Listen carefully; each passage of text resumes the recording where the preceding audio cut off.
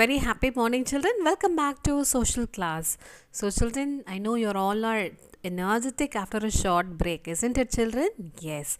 And today we are going to start a new topic in geography.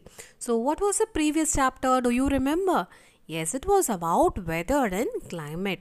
So, in the last lesson, what did we see? We saw about the different elements of weather. Yes, and we saw about the pressure belts. How many were there? We had 7 major pressure belts, isn't it? Then we saw about the winds, then about humidity, absolute humidity, relative humidity, then the process of condensation, precipitation, and so on. Yes, so under rainfall, we saw orographic rainfall, convectional rainfall, cyclonic, and frontal rainfall.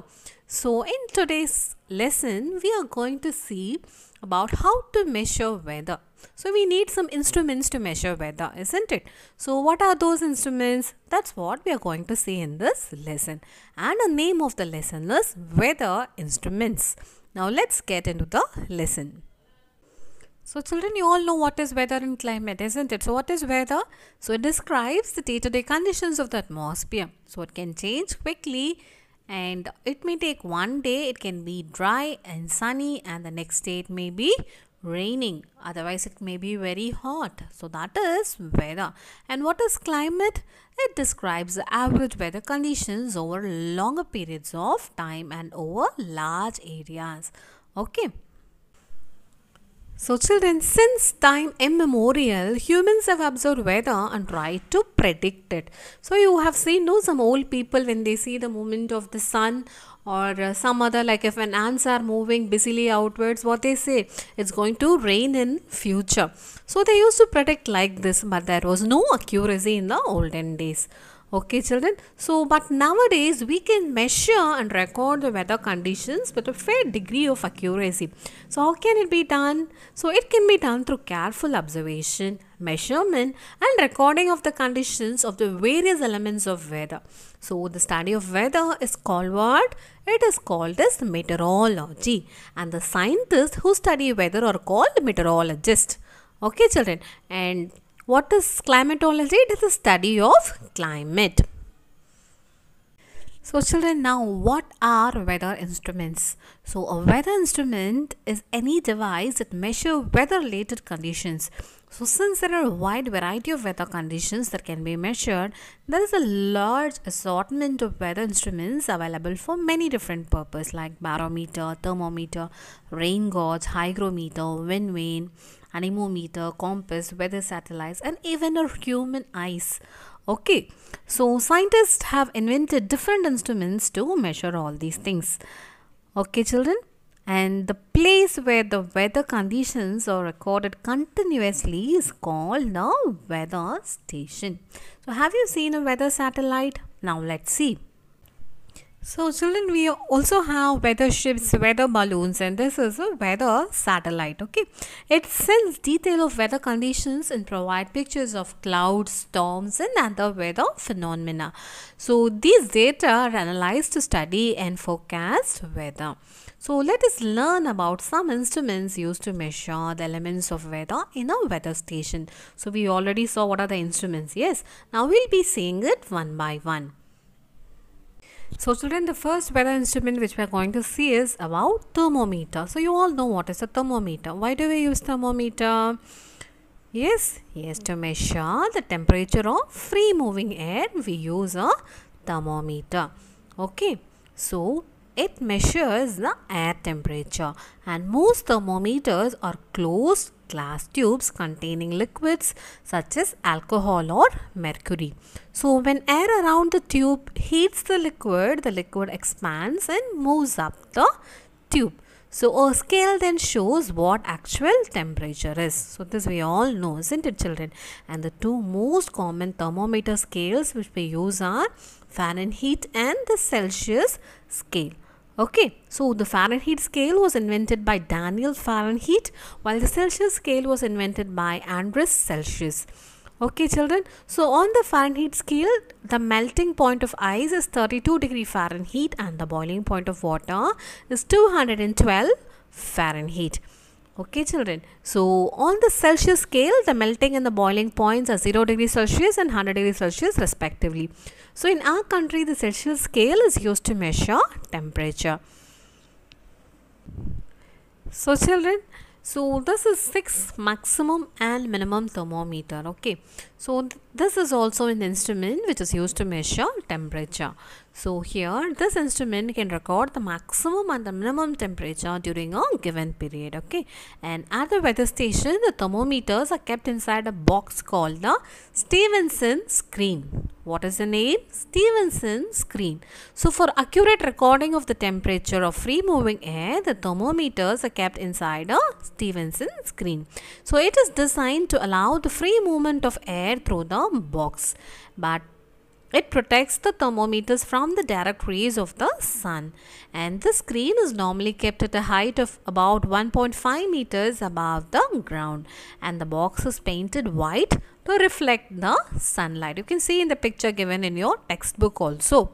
Okay, so it should be fixed at a place where it is away from trees and buildings, as they may affect the accuracy of the temperature recorded. Okay, so what is the name of this instrument? It is 6th maximum and minimum thermometer. So children, this is thermograph. Can you see the picture? Yes. So it is an automatic thermometer. So it is used to record and plot the temperature continuously on a graph paper. Okay, what is the name of the instrument? It is thermograph. So next we are going to learn what is an isotherm. So on a weather map, the distribution of temperature can be shown using lines which join the places having the same temperature. Okay, so such lines are called isotherms. So the word isotherm is derived from the two Greek words isos, which means equal, and therm, which means heat. So isotherms are nothing but smooth lines, and they are labeled with the temperature values. An isotherm never splits, crosses, or touches another isotherm. Okay, so what is an isotherm? So the temperatures can be shown using lines which joins the places having the same temperature. So the lines expressed in the map, can you find? So they are called as isotherms. So what you have to keep in your mind? It can never split, cross, or touch another isotherm. So children, the next instrument which we are going to see is barometer. So the instrument which is used to measure the atmospheric pressure is called a barometer. Okay, so nowadays an aneroid barometer is commonly used to measure the atmospheric pressure. So an aneroid barometer is an instrument for measuring pressure as a method that does not involve any liquid, and it was invented in the year 1844 by French scientist Lucien Vidi. And the aneroid barometer uses a small flexible metal box called as aneroid cell. It is called as a capsule, which is made from an alloy of beryllium and copper. So shall we see the barometer now?